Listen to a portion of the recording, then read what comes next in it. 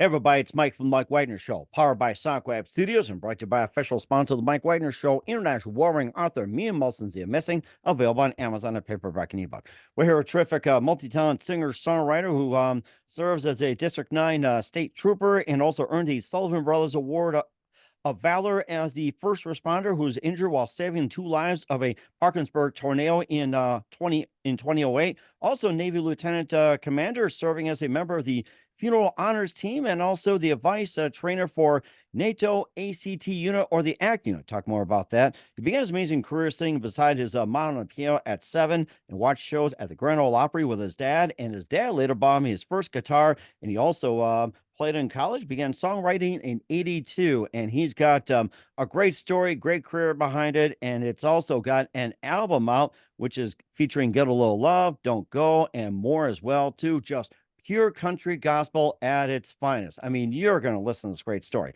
Live, ladies and gentlemen, the Plus Studio somewhere in beautiful Iowa, the amazing multi-talented singer-songwriter who's served as a District 9 state trooper and also have an amazing career in the armed forces, saving lives as well, too, and also capturing hearts with the Souhrada country music album. What's behind it? We'll find out with the multi-talented, ladies and gentlemen, Todd Souhrada. Todd, good morning, good afternoon, good evening. Thanks for joining us today. Sure, thank you.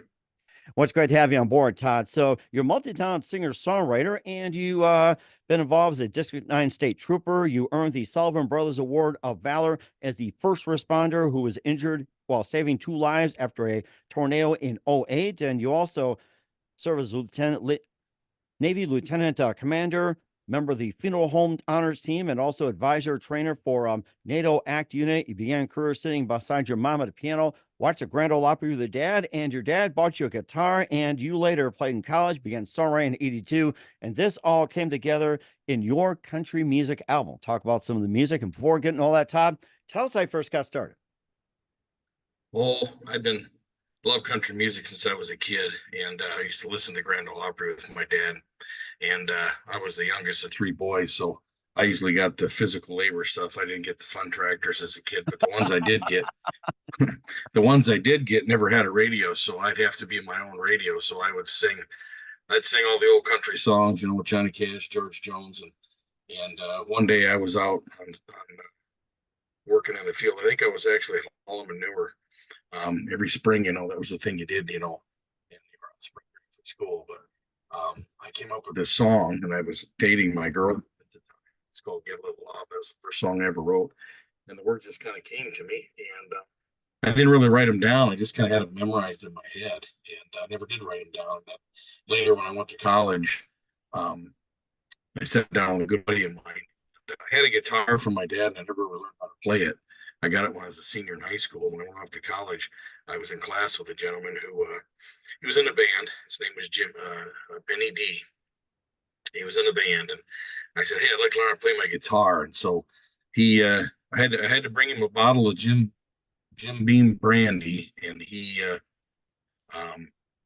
would show me three chords, and that was the only guitar lesson I ever really had. Three chords and Jim Beam. I like that guitar lesson. Three chords and Jim Beam. I'll have to take that to my fellow students here. Three chords and Jim Beam. You're a guitar player. I didn't get any of it. He took the bottle, but he showed me D chord, A7, and G, and that was all I knew for the longest time. And I just kind of picked it up from then, and I wrote that song actually in D, and then later I changed it to E and kind of rockabilied it up a little bit when I started learning to play a little better. But I've kind of taught myself how to play, because when I write music, I don't sit down with the intention of writing music. It's something happens in my life, and when a song comes to me, it just like presents itself really fast. And I think the longest it's ever taken me to write one's like 30 minutes. I'm done. It just kind of comes and bing, bang, boom. And my part is I have the song in my head, and I know I don't do it the way you're supposed to. I think the proper way is to write the music and add the lyrics.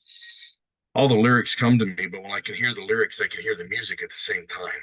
And so I had to get better at playing the guitar in order to match the sound I had in my head. And it's been a challenge, but it's made me a better guitar player over the years. And so I'm not sure that's the right way you're supposed to do it, but it's how it works for me. So every song that I've ever written is something about my life that sparks something. And when it comes, it just floods to me. And I've tried to sit down and write a song about something, and I have a difficult time doing it. But when mood hits me, it comes fast and it's there. That sounds like it. I mean, you got a great start right there, Todd. And who are your other favorite singers, songwriters, and musicians growing up?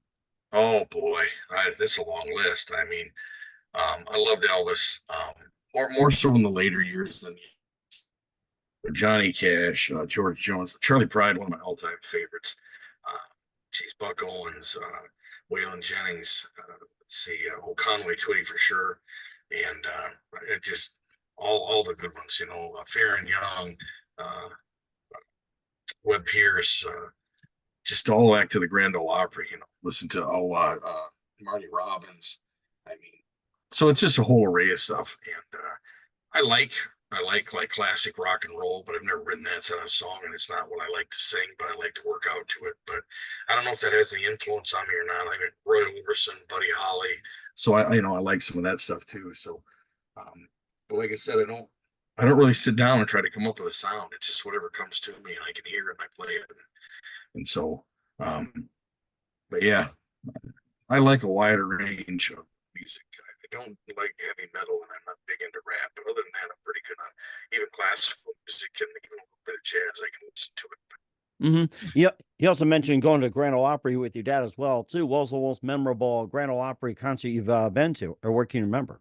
Well, I got to back up. I didn't actually go with my dad, but we used to watch it every Friday and Saturday night. It would be on home on a channel. We had a channel we'd watch, and I just sit there and watch it with my dad.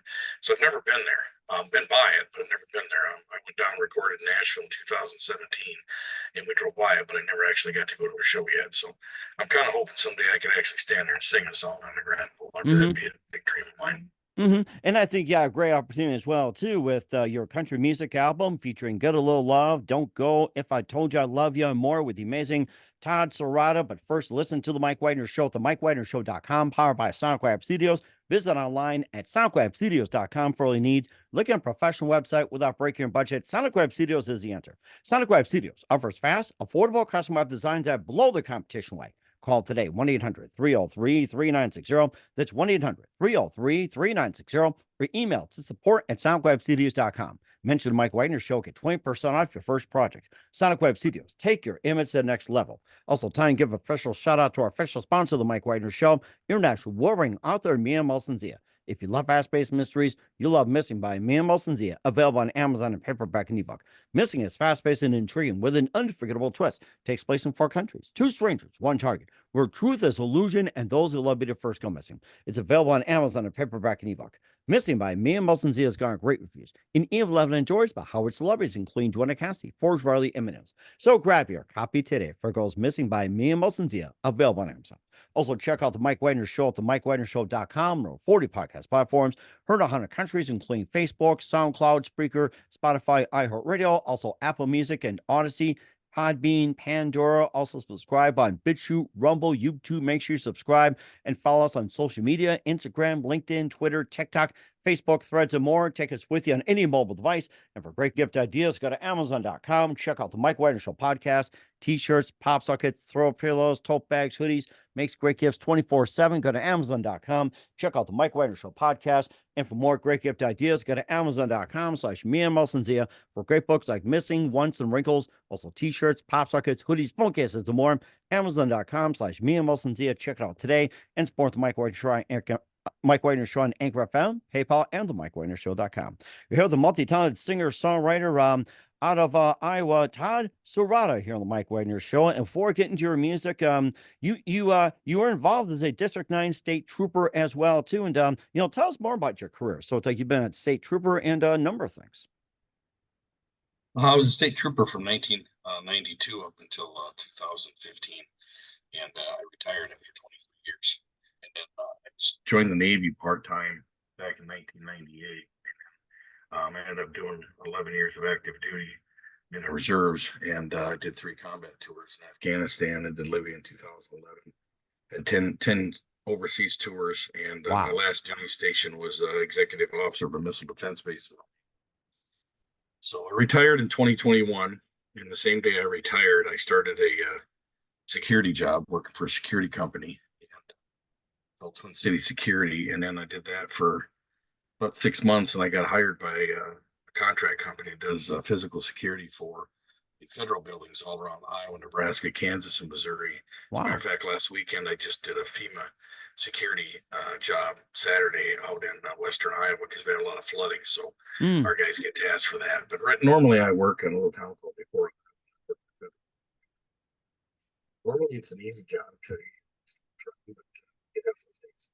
Okay. Oh, you may want to come up a little closer when you're speaking and everything else too, and stuff Okay. like that. And you worked in Iowa and everything like that. So maybe back up the part, after FEMA and what you've done as well too. What's that, sir? No, no, I'm talking about you worked involved with FEMA project in Western Iowa, then you kind of tapered off a little bit. Yes, I'm sorry. We do support for FEMA and as a security for FEMA when they're in Western Iowa because there's a lot of flooding with the last couple of months that we've had out here. And so our company not only does security for the federal buildings, but we also get tasked for side jobs for like working for FEMA. And so I put in an 18-hour day here Saturday out Wow. in a place called Esterville, Iowa, and very nice people been affected by the floods, and so it's kind of an honor to go out there and kind of help them, you know. Hmm. And how'd you first get involved with protective services, being a state trooper and serving Navy and everything like that? How'd you first get involved? Well, I retired from both of those jobs, and the day I retired from the Navy, which was February 1st, 2021, um, I had contacted a company called Twin City Security, and they hired me the same day. So my last duty that I was doing was I was working on funeral honors for the military for the last 6, 8 months before I retired. And on the way home from a funeral in Pfizer, Minnesota, I changed uniforms in Stewartville, Minnesota, got into a security uniform and started working for them. And I did that for a short time, and then I actually got offered an opportunity to work for this company. Somebody found me, and I think it was LinkedIn and offered me a job, and so I switched because it was a better job, paid better, and up here in Northeast Iowa, a little town called Decorah, and it's a really beautiful area in Northeast Iowa. And so my wife and I we moved over and we live out here in the country now. We had a really nice place, and so that's how I ended up getting this job. I've been doing it for 3 years now. So That's amazing. And yes, you can get jobs through LinkedIn. It's like I actually heard an actual testimony. It's like I got a job through LinkedIn. Yeah, not yeah, Facebook, not Instagram, LinkedIn. There's a yeah. testament right there, folks, if you're out job hunting. So Yeah, and plus you also earned a nice award too, the Sullivan Brothers Award of Valor. And tell us more about that. yeah. Back in 2008, there was a tornado went through Parkersburg, Iowa. And it just happened to be the state trooper that we had a storm, and I drove down the eye of the storm to make sure to check on things. And I just happened to see the tornado touch down, and as it started to do damage and proceed towards a couple of towns called Applington and Parkersburg, Iowa. And I was able to call it in, and it just happened to be graduation weekend and Oh graduation wow. afternoon. And so the alarms went off. It kind of missed Applington, but it hit dead center on Parkersburg, Iowa. And the alarms got off in time that people took shelter, and the damage to human life was minimal, even though they did lose a few people, and that's too many. But it could have been a lot worse. And I rolled into town, and trees were still falling, power lines were falling, and dust was still settling. And matter of fact, my car at one point had to stop because I was getting pummeled by trees and corn stalks, and I was following the thing too closely. But there was a home where a couple of people were trapped, and I jumped into the basement and rescued the man. And I think he was like around 400 pounds. He was a big man. And Wow. when I jumped down into the basement, I had nails come through the floor into my shoes, and we were able to get him out on a ladder. And he mentioned to me that he had a sister in a rubble pile that needed rescuing, and so I climbed up in the rubble pile and was able to climb in to help her. And I don't know how long it took. It seemed like an eternity. But swallowed a lot of natural gas, and got cut up pretty good. But was able to help that nice lady out, and she's still alive. She lives in Parkersburg, Iowa. She has a family now, and very nice lady. And her name's Karen. And I haven't talked to her in a long time, but as I was hoisting her up out of there, part of the building came down, landed on my back, and Ooh. caused me some damage to my back that has been a problem over the years. And but um, got her out, and then we commenced on basically securing the town, evacuating the city, and I was the last guy to leave the town, and I drove myself to the hospital and ended up being off for several months for injuries or Wow. burned my lungs and had an injury to my back, and so later, the award came later on. I had actually written up the volunteer fire department for their part in helping rescue these people and four other people, and that I got. I put them in for the Sullivan Brothers Award, and I did not know until after they issued the Sullivan Brothers Award to the firemen. I was invited to come down to the volunteer firemen. I was invited to come down to the state capital, and they actually issued me the award, and I didn't know I was getting it. So, and then because I was technically on military duty, because I was supposed to be going on military at 4 o'clock, and I ended up not going because I ended up being on this. I was kind of doing double duty, and I ended up getting a Navy Marine Corps Medal for heroism from the Navy for that action too, for saving those people, for putting my life in danger. I was the only one to climb down into the building to get them out, and it was a lot of gas, a lot of, could have blew up, and I got hurt, got cut up a lot. I had 7 nail holes in my back from trying to wedge that lady out, and I pushed up on a timber and the nails came through, and I didn't realize what the stingers were in my back at the time until I got home and took my vest off, and I still have the vest shield. It's purple from my own blood, but I had like 7 holes across my back. I don't really see them anymore, but it's kind of painful. But it was a sad time. It was an entire town of about 5,000 people, and it took a better part of the city away, and it's rebuilt today, and a lot of people are there, and they bounced back pretty good. I don't live there anymore. I moved away here in 2021, but my wife and family and we lived there for 28 years. So, wow, that was something. I think that's something you should write about. Besides your other music, maybe think of it. Write about what happened. I think that'd be a pretty big hit for you. yeah, I don't know how you put that one in words. Maybe it'll come to me someday. Well, I'm sure it does too, and of course, you also got some other music as well too with Souhrada Country as well too. We'll find out what songs out there. We'll find out in 1 minute. You listen to the Mike Wagner Show at the MikeWagnerShow.com, powered by SoundCloud Studios, and brought to you by official sponsor of the Mike Wagner Show, international warring author Mia Mulson's Missing. We'll be back with the multi-talented singer-songwriter from Iowa, Todd Souhrada, after this time out. Wagner Show, and act of service and everything else. And now he's got his own country music album. And, we talked about Get a Little Love and quite more. And, talk to us more about the album and what inspired you to write your own album. What'd you say, sir? I said, talk to us more about the Souhrada Country Music album. We talked about sure. Love and maybe a bit more about what got you going on it.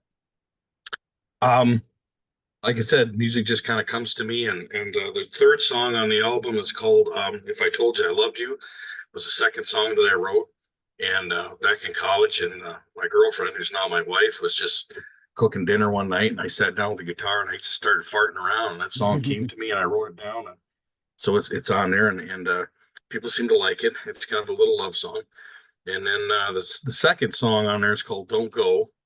I was being deployed back in 2014, and I'd been deployed, I don't know, 8, 9 times at that time, and it was my third trip to Afghanistan, and it's a very difficult thing. I don't know if people could ever understand what it's like to drop your civilian job, drop everything you have, including your family and your responsibilities, and pack everything up in a bag and climb on a plane and disappear for a year and not know if you're going to come home again. And I did that several times, and because my country asked me to. And but that last time I was packed up and ready to go, and it was the third time I'd gone to combat that way. And she, when you're in the reserves, you don't go as a unit, you go as a single person. So you get called up and you go augment whatever active duty is there. So that's why I was going by myself. And they just call you up and say, hey, you got 8 hours to be so and so place, and boom. For the job that I did, and I was good at what I did, I got my name requested about 8 or 9 times by generals and admirals to go augment forces. And sometimes I thought it was a curse to be good at what I did, but I was proud of what I did, and I still am. Didn't end very well, but I still have issues about that. But anyway, we're at the airport and we're hugging, and you're doing that final goodbye, and I remember hugging her. She said, I know you got to go, but I don't want you to go. and I turned to walk away, and I just about got on the air, it's called a catwalk or whatever, to get on the airplane, and I heard her say, "Don't go," and it just kind of hit me right in the pit of my stomach. And I got on the airplane, and you put all your bags and everything away, and you get seated down, and the song started coming to me, and I looked at the stewardess and I said, I need something to write on. And I said, can I get up? She said, no. I said, she says, you can't. We're getting ready to take off. I said, I need something to write on. I don't care what you have, just something to write on. And she came back, I kid you not, she came back with a white vomit paper sack and a pencil. I was gonna say, And I wrote she this. gave you a bunch of napkins. That's the first thing in So mind. Can you just give me a napkin or something I can bug you I know later? I Hit the wrote that button. entire song from Cedar Rapids to Chicago, which is like a 42-minute flight, and I was done long before we got there. But that whole vomit sack I had written on every fold of that sack with a pencil, and then once I got over there and I started working on it and stuff and putting music to it, it all fell into place. But yeah, that's how I wrote that one. So At least um, that song didn't make you sick. That's one thing. So. well, hope not. So, but people seem to like it. It's got a good ring to it. But there's a song on there called "The Bells." Mm-hmm. It's a gospel song, and my mother was killed in 1974 when I was just before my 8th birthday. Mm. And my father was in the hospital for several months, and my mom was a big churchgoer, and we'd go every Sunday. Well, she was no longer there. My dad wasn't there, and so on Sunday mornings, I would walk cross country 3 miles through the snow and through the creeks and sit by my mother's headstone, and I would sit there and listen to the church bells ring on Sunday mornings after chores, and I felt so alone that we were part of such a world, and then after she was gone, it's like you're no longer part of that world, and I kind of felt like people forgot about me. And it was several years before we started going back again, and I think I actually started going back by myself. Mm. And I think it was 14 when I drove myself down there the first time, and I remember walking into the church, and the song is about what people said to me the first time I walked into the church after coming back, and it's a very touching song because I realized that the people didn't forget about us. We just weren't there. They never stopped praying for us, and that's what the song is about. And although I didn't realize when I wrote it, if you listen to it, it kind of mimics a Johnny Cash song. But if you listen to it, you might hear it. But I didn't realize it when I wrote it until somebody said something. But there was no intention behind it. It's supposed to sound like bells, but it's the intro to it kind of sounds like the intro to a Johnny Cash song. So I didn't know that. Mm. That's really interesting. And also you have Why Do You Love Me? And also Anna's song as well. I think it made some mention of that too. That's a very special one for you. So Anna, our daughter, she was our second oldest. She passed away in 2005, and you could talk a long time about this, but I had a neighbor come over a couple of weeks after she passed away, and I don't know. I wrote the song, and I hope that it brings comfort to anybody that's a part of the I Lost a Child Club, because there's nothing more painful you'll ever have to endure. And yeah, I was just hurting. And the neighbor stopped over, and she was a elder at the church, and she asked me if there's anything she could do for me. And I said, well, if you can give me my daughter back for 5 minutes so I could tell her I loved her, I appreciate that. And I didn't mean to be a smart aleck. I was just hurting a lot. And Mm-hmm. she looked Right. at It's me very understandable. serious. Yeah, she looked at me very serious, and she was a very nice lady. And she said, well, that's why we pray to God, Todd, so that he'll tell her for us. And that stuck with me. And I went to work that night, and I came home, and I worked a midnight shift. I got off about 6 in the morning, and I went to bed when the kids all went to school. And I laid in the bed, and I was sleeping, sort of. And all of a sudden, the song popped into my head within an hour going to sleep. And I jumped up, and I had to write it down. And I wrote it down. And it's a very powerful song, especially if you're somebody that's lost it. And it doesn't have to be a child. I think you can subvert, for her, for a he, and you could put a dad or a mom or whatever in the song, and it all, the pain all fits. And so it's a very powerful song, and at least I think it is. And it's a matter of fact, it's still out on Airplay Express right now, and it's been on Airplay Express for like 3 months, Wow. and it's still getting a lot of coverage around the world, and streaming that way. And so I've got a lot of plays out of that, and so. But that's that song. What was the other one you asked me about? If I told you I loved you? I think was it Why Do You Love Me? I think Why that's Do the You one Love I Me? got. So I was Yeah, in Why Do You Love Me? That's it. I was in Japan for 27 months. I was only supposed to go for 92 days, and I did a really good job, and the admiral kept me for 27 months. And so I was coming home, and I told my wife, I called her up on Skype to tell her I was coming home, and I had to call her back the next day because between the time I told her I was coming home and the day later, I found out that 14 days after I was coming home, I was going to Afghanistan for the third time. Oh wow. So it was kind of a difficult phone call, and I can remember seeing the pain in her eyes when I had to tell her that, and she took it, as well as anybody could take it. And she was always so supportive, and still is. And I got off the phone, and I thought, man, some days I wonder why she loves me. And that song just came to me, and I wrote that in Japan, sitting in my little apartment out in the city, and it didn't take me very long, and that's how I wrote that song. So, Hmm. And plus, you also have some other music like "I Want to Go Home," "Stoned on Your Memory," "I'm a Man," and "Father Hold My yep, Hand" to pretty much I complete the want to album. go home. I want to go home. I was at Kabul, Afghanistan at ISAF headquarters. And I don't know if you've been deployed, you've been away for a long time, and you've been a part of it. It gets to you after a while. Sometimes you've had enough. And it was my third time, and I'd had enough, and at least at that moment. So there was a place there. We called it the Rock Chapel. It was basically just a tin shed with a roof, and we go in there, and I actually sang for them sometimes, and we had religious ceremonies there, and they had bands and stuff. As a matter of fact, I made really good friends with a gentleman from the Netherlands, and he played bass for me when we were there. And he's actually come to the States and played bass for me here too. Oh, Good nice. friend. Yeah, he's a good guy. Yeah, they were looking for an excuse for him to come back. But anyways, I just went into the Rock Chapel and I picked up a guitar one day and I just started to play, and the words "I want to go home" came out. And actually, I thought it was going to be a country song. I started singing, and within seconds, the words of the gospel just came out. It ended up being a gospel song, and it didn't take me very long to write it. I mean, I didn't even really write it, just played it, and the words came to me. And I didn't even write it down. I just remembered it. So every time I go to the Rock Chapel, I would just sing it.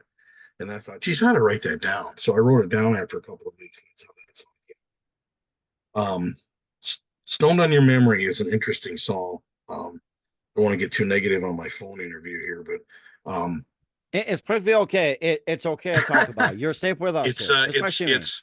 it's so way back in the day, my wife and I were dating. Her mom had moved to Arizona, and she stayed behind. She graduated college and was going to college, and I was pressured, we'll put it that way, to my family to let my girlfriend go because they thought she'd go back to Arizona to be with her family, and I got a lot of pressure from my stepmother and my father at that time to they didn't think that that was a good idea. So temporarily, I broke up with her, and about 2 weeks.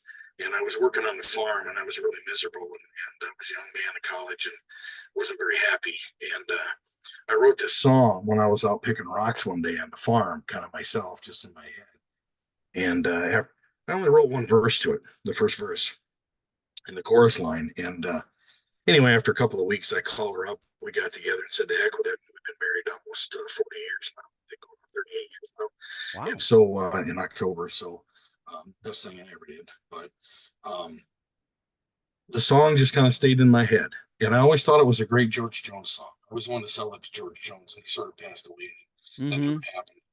And so many years go by, like 30 years go by, and I'm recording in 2017. And a guy named Robbie Witowski is the guy that actually helped me record my album in Nashville. And he said, "You had 5 gospel songs, you had 4 country songs." He said, "I need another country song." And I said, "Well, I got this song in my head that I wrote a long time ago." And he said, "Play it for me." So I picked up the car and I just played him that one verse and chorus line. He said, "We got to have it." And I said, "Well, there's only one problem. I only have one verse." He said, "Finish the song and hurry up. We gotta put that on the album." All right. Well, it's very difficult to write a very heartbreaking, sad love song about a woman you've been married to for 32 years Right. Yeah. And at of that course, with time. so much time, you got to Oh written. yeah, so I went to Ultimate the challenge. I dare anybody to do that. I went to the cabin and I had to put myself back in my mindset that I was at when I wrote the song. I'm not as happy about the second verse, but I really think the third verse is a very powerful. It's probably the best verse of the whole song. And the funny part of this story was I came back and I recorded the song, a demo, put it down there. But we went down and recorded it. And when you get done with your recording session, you sit with all the musicians and the producers, and you sit in the room and you listen to the whole album. And so if you want to make a change, you have to make a change. Well, my wife was invited to sit in, and she was sitting there when that song came on.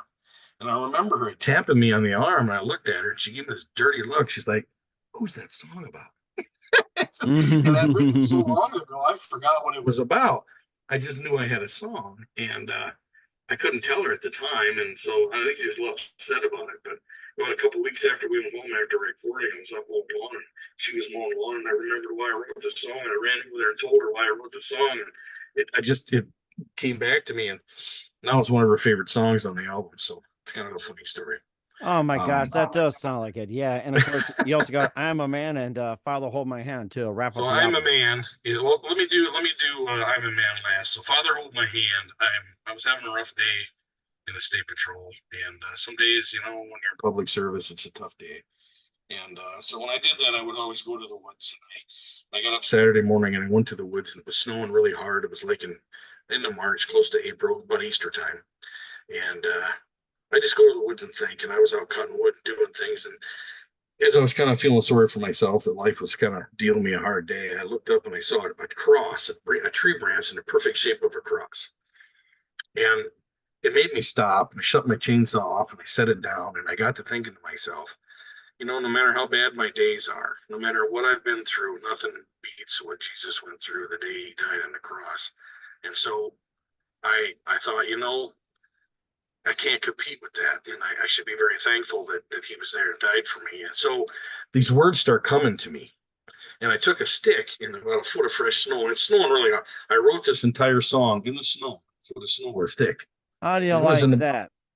and then I decided it was a good song, so I had to run like a half a mile down the hill and grab a piece of paper and a pen from my truck and run. I was tired.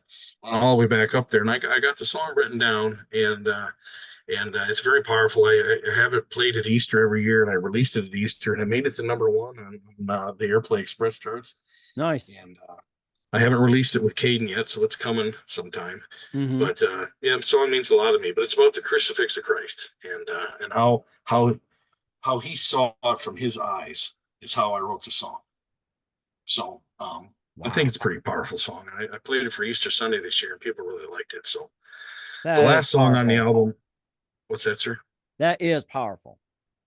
Yes, sir. And then the last song on the album is a song called "I Am a Man." And this song I have a hard time playing and singing because I get really emotional on it. But I retired from the state patrol back in 2015, and I was still working for the Navy. I had 6 years left to go to finish out my Navy time, and I was actually assigned to I was one of the first Navy Reserve guys to get my intel watch, 4 stars watch down at Scott Air Force Base, and I was driving back and forth from Illinois to home on the weekends, and I get a day off or two, and I go home. And I was on my way home. It was about midnight, 1 in the morning. I'm coming up the interstate. I just gotten off shift, and you start thinking about retiring from the state patrol and retiring from the Navy soon, and you realize that all the awards and all the accolades and all the things that you've done in your life, even though they're good and they're great accomplishments, you realize in the end that none of that really matters, because when life ends, the only thing that really matters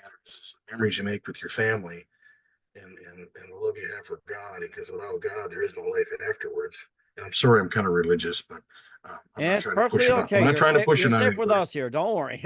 All right, I'm not trying to push it on anybody. It's just my feelings. But so in my heart, it's the love of God that it's the only thing you really have left. And so the words of the song called "I'm a Man," it's how I feel about life in general, about who I am. And the line of the song is, "I am a man. It's all that I am." And it talks about how I need Jesus in my life. And it's a pretty powerful little song. And so I wanted to end with that one, because sometimes when I sing it, I get a little emotional, and I can get emotional talking about it. But so I've been through a lot of things in my life. I should have died many times in the state patrol. at least once or twice, and several times in combat. Why I'm still here, I don't know, but that's why that song means so much to me. And Hmm. I hope someday when I do pass over that I do go in the right direction, and God can forgive me for all the things that I've done. So some days you wonder when you're at war if the things that you did were right or wrong, but we did what we were supposed to do. I think that's a So really powerful testament right there. And of course, if there's other music you want to talk about, feel free to do so. I'm writing a lot of songs right now. I'm writing a song right now. It's called uh, "I'd Be a Better Man," and it's about my life. And you think back as a parent, and as a friend, and as a husband, that you know we don't always do things perfectly right. And the song is about I'd be a better man if I could live my life again. And I learned about drop D. I could never. I had this song in my head and I couldn't finish it because I couldn't get the music to match it because it needed a deep bass kind of sound. And I Hmm. started playing drop D, and it right away it fit. And I came up with the music for the lyrics, and it matched. So I had that one in the can. Right now, I'm waiting to record another album. I did a song over in when I was over in Poland. It's a song about coffee. If you've ever been to Europe, they're big into their coffees, Oh, I and it's got believe it. I believe I'm ready for some myself. So you hit my magic button right there, Todd. You hit my there you magic go. button. It's a song about all the different kinds of coffees, mochas and cappuccinos, and it's kind of a fun little beepy song that just kind of an upbeat, kind of a fun song. I got a song. It's called "Call 911." She stole my heart, and it's about my wife when we were younger. And it's just kind of again, it's a song about my life, but where I was sitting and how that all kind of went down. And so I have a song, another gospel song. It's the only other gospel song that I haven't recorded yet, but it's called "The Power of His Love," and I wrote that one. So I'd like to record that sometime. And geez, I don't know. Oh, I got a song about aging. It's kind of fun as you get older, all the struggles that we have as we get older. So, so I'm working on that one, and I'm in the process of writing two other songs, and I have the lyrics down. And this song is a really powerful song, and I really hope I can finish it for the military. Okay. But I haven't really named it, but it's a song about why are they gone? Why am I here and why are they gone? In other words, why did I get spared in combat with Hmm. my friends? And so very powerful song. The problem is I've got the lyrics down and I can't figure out how to play it on the guitar. So I can't figure out what key it's in, and it's difficult, but I'm working on it. So um and then the other song I have is it's a song about time. And one of the lines in the song is time is my enemy, because as you get older, you realize that time is your enemy, and it really Right. robs you. It robs your youth, and it really robs a lot of things from your life, and eventually it does take your life. It's time, because we all fight time, and so those are the songs that I'm working on. I have a few other ones, but those are the most notable ones. And I have enough to do another album, and I'm trying to get it done here in the next year. Caden is helping me re-release some of the songs to some of his outlets, because I have a guy named Bobby G. Rice. I'm sure you're familiar with Bobby G. Rice. Hmm. He had 30 charted hits back in the 60s, 70s, and the 80s, and he had his 80th birthday here 2 weekends ago. Oh, happy And birthday to him. I actually got to sing with him on stage, "Blue Eyes Crying in the Rain." He asked me to come sing with him, so that was kind of fun. But he's promoting my stuff, and we're going to do another album, and I'm hopefully going to have him do a little bit of a harmony on some of my songs. So I thought that'd be kind of cool. And so I'm looking forward to that, and to get that done here in the next year. But Bobby's released most of my songs. We still have a couple songs left to release, and Caden's re-releasing to some of his outlets, which is how I got in touch with you. And I Wow. thank you so much for the interview, by the way. Hmm. And I would be happy to come back on and talk to you any other time. Sounds great. And you know something too? I mean, you've got a heartwarming story right there, down to earth and everything else. I mean, you touched my heart right there, Todd. So I gotta say, you Well, really thank you, touched my sir. heart.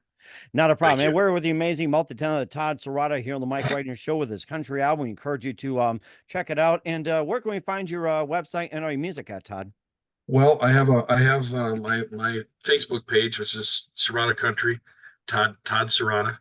And I have two pages. I have my own page. I actually have my music page, which is Serrata Country, but you can find me as Todd Serrata. on Facebook, and I have an eagle on my page, so that is me. If you don't know what I look like, and then my music is out on Spotify, iTunes, CD Baby, YouTube. A lot of hits on YouTube, and soon, hopefully, here by September, it's going to be on iHeartRadio. So. All right. Yeah. We'll certainly check that out as well, too. And just a couple more things, Todd. Who you consider biggest influence in your career? Well, you stumped me on that one. I don't know. I can't. As for what I write or just my desire to sing? It can be either or. It can be in general. Well, I don't know how to answer that. I'm sorry. You kind of stumped me on that one. I don't.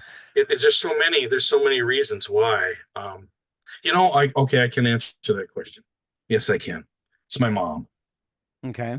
And I don't mean to tell a sad story, but if you got a couple minutes, I was 7 years old when my mom passed away. It was just before my 8th birthday, and I loved music, and she knew I loved music. And my mom was like my grandma. She would walk around the house and she would sing gospel songs, and she could play the piano. And I'd love to sit there and listen to her. So she asked me if I wanted to learn music, and I said, I wanted to. Sure, mom. And she said, your brothers aren't interested in it, but she said, I will teach you if you want to know. I said, yes, I would. And whatever the conversation was. I was little, I just remember she sat me on the piano and I had a music lesson, and she showed me middle C on the piano. It was my only music lesson I ever got. Oh, And wow. my mother was tragically killed shortly thereafter. And I shied away from learning how to play piano because it was too painful. And I look back at my life, I wish I had seen it in a different light, and I wish I had learned. But I try to do the best I can with the guitar. Maybe someday I'll learn piano, but I haven't perfected the guitar yet. So, Mm-hmm. but my mom, I think, was my influence for music. She would sing in church, and she was such an inspiration for people. And you could ask anybody, you could hear my mom singing above everybody in church, and I remember that. And so I think a lot of the music that over the years, especially when I first started out, the reason I would sing the songs and the songs that meant the most to me were the songs that reminded me of my mom. She was from northern Wisconsin, and we would travel back and forth, and my dad would play the good old country music. And when all those songs would come on, Porter Wagner and Dolly Parton and Conway Twitty and Loretta Lynn, Charlie Pride was my mom's Mm-hmm. favorite. And I remember listening, especially Charlie Pride. I remember listening to those songs, and it reminded me of my mom. And I'm gonna tell one more quick story about this, and I won't beat a horse, but after she passed away, um, her favorite singer was Charlie Pride, and we had 8-track player, if you can remember what 8-track Oh, I players. remember those things. My dad had them in every vehicle, every Yeah, camper, every room in the house. The yeah. 8-track. Those are great. She had an album. She had an 8-track of Charlie Pride singing gospel hymns, and I actually have it in the basement, but I don't have an 8-track player. But I have the 8-track tape. And after she passed away, um, I would lay out there by the stereo and I'd put that 8-track in, and I would turn it down low so nobody could hear it. And I would lay there and sleep next to that speaker and listen to Charlie Pride and remember my mom. And there's a song on there that it's called, shoot, I'm going to draw a blank, Without Mama Here. Mm-hmm. And I sang it for church here for Mother's Day. It talks about how mother passed away and she's no longer here, but she's with God and the angels, sitting at the table. And so, yeah, that would be my greatest inspiration, would be my mom. Oh, very inspiring. I mean, gotta love moms, I'll tell you. Oh, boy, inspiring, I'll tell you. And lastly, what's the best advice you can give to anybody at this point? So, So, did you ask me a question? I'm sorry. I'm sorry. Yeah. What's the best advice you can give to anybody at this point? Oh, best advice. Boyle, um, don't quit on your dreams. I'm just doing this because I enjoy music, and I had to raise a family. I raised a family, and I had to have my jobs, and I did what I wanted to do, but I always wanted to sing, and I always thought I could be good at it. But when you have a wife and kids, you have to be responsible and you have to do what you need to do. But don't ever give up on your dreams. Don't ever give up on your hobbies. Keep it alive. When I was home, I would get back to playing again, and I would leave, and it would kind of suffer. But now my thing is in retirement. Even though I have a job, I want to do what I can do with music because it's been a goal and a dream of mine. And you should never give up, because the only day that you're done with your dreams is the day that you're no longer breathing. And you I can no think that, longer, and mhm. you don't And want to look back on your life and say, I wish I'd have done this, or I wish I would have done that. Never give up.